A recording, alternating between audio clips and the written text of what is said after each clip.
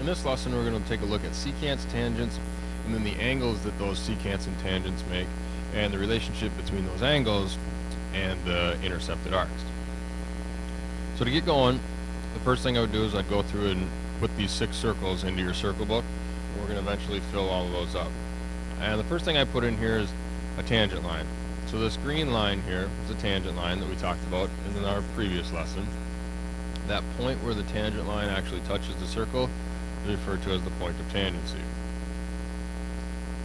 Now a line that's going to essentially go through the circle and touch the circle at 2 points is referred to as a secant. So remember the difference. Tangent line touches the circle 1 time, secant line touches the circle 2 times. Now in this next one, I have 2 secants, or think of it as 2 chords. They're intersecting inside the circle. Now, in this one, these chords are not intersecting at the center. They're intersecting just at some point in the circle, and they're going to create angles. And we're going to look at the measure of this angle here. We could look at the measure of the angle here as well, but just for this example, I'm going to look at the measure of what I'm going to refer to as angle 1. Now, if this would be at the center, the measure of the intercepted arc would be equal to the measure of angle 1, or if this vertex of angle 1 was on the circle, then the intercepted arc would be twice the measure of the inscribed angle. But being it's not either one of those, we have to have another way to calculate the measure of that. So it's kind of a combination of this arc and this arc. So arc AB and arc CD will be used to calculate the measure of angle 1. And the way you're going to do it is you're going to take the average of these 2 arcs. So think of it as angle 1's intercepted arc, and then notice we have the vertical angle here, so the vertical angle of angle 1's intercepted arc. Those 2 arcs will be added together, divided by 2, to give you the measure of angle 1. Think average.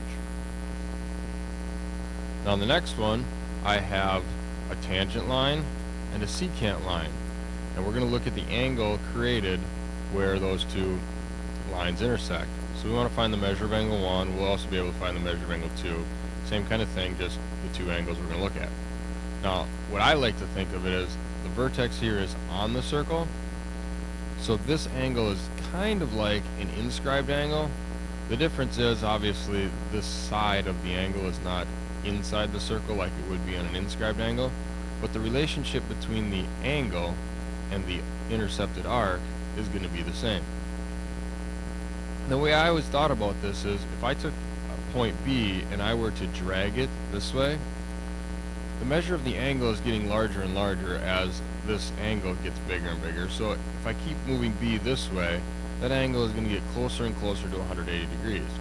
Well, the measure of the arc inside here is also going to get bigger as B moves over, and the measure of the arc is going to get closer and closer to 360 degrees. So if I got it as big as it possibly could, the angle would be 180 degrees, the arc would be 360 degrees, which then tells me that if I took the arc, cut it in half, I'd get the measure of the angle, which I put right here. So if I take the arc's measure, multiply it by half, or divide by 2, I'm going to get the measure of that angle in here. Same thing's going to work for the measure of angle 2. Just use the arc that's inside of that angle as well, or referred to as the intercepted arc. Now in my next ones, these are all very similar. But what we'll notice is, in my first example here, I have 2 secants intersecting, and notice they're intersecting outside the circle. In my next one, I have a tangent and a secant intersecting outside the circle. And in my last one, I have a tangent and a tangent intersecting outside the circle. So if that's the case, what we need to do is now we have 2 intercepted arcs. We have the little arc in here and the big arc out here. Same thing's going to happen in the next one. We have the little arc and the big arc, and here's the little arc and the big arc. So to calculate the measure of the angle, what we need to do is we need to take those 2 arcs and we need to subtract them. Big minus little. Because if we did little minus big, we'd end up with a negative. So we're going to do the big arc minus the little arc divided by 2. And you may want to, in your notes, just right next to this, go write big minus little divided by 2. And it's not going to be any different for the next one. Again, big arc minus little arc, divide by 2. And last but not least, same thing, take the big arc minus the little arc and divide by 2.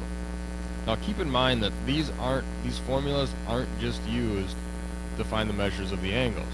If I knew the measure of angle A and I knew the measure of the big arc, well, I'd only have one variable left in my equation and I can solve for the measure of the little arc. Or if I knew the measure of the little arc and I knew the measure of the angle, I could solve the equation for the measure of the big arc. And the same thing's going to happen in all my other ones as well. As long as you only have one variable in your equation, you should be able to solve it.